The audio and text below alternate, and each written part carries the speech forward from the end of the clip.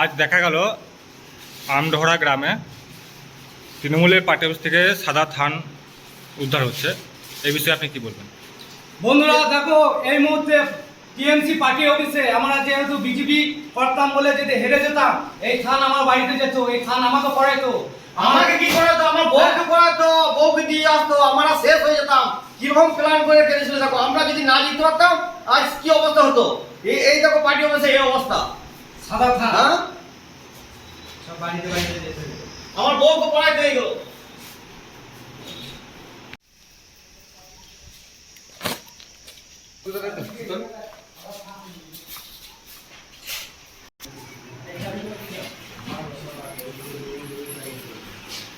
আমরা party office থেকে সাদা থান রইল আমাদের 9 জনকে দিত, 3-4 জন, বাপা মতন, পল্লব, গুরু, আর ওদিকে তোমার সোম আর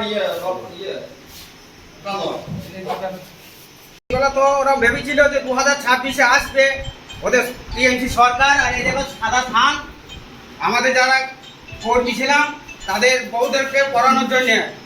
হিন্দু সমাজ আছে যে স্বামীরা মারা গেলে তাদের স্ত্রীদিকে নিয়ে সাদা থান পড়ায়। এরা সব সাদা থান, এগুলো সব আমাদের স্ত্রীদের পড়ানোর জন্য।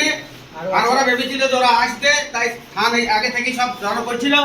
এই দেখো সুদলি, এই দেখো সুদলি বোম মারার জন্য সুদলি, এই যে বোম মারার জন্য পাথর, শুনলি মশলাটা আছে, মশলাটা কোনখানে আছে দেখলাম আমরা, আদি নাই, ওরা পুলিশ দেখবে। বা এই হচ্ছে যে তৃণমূলের নেতাদের কাজ।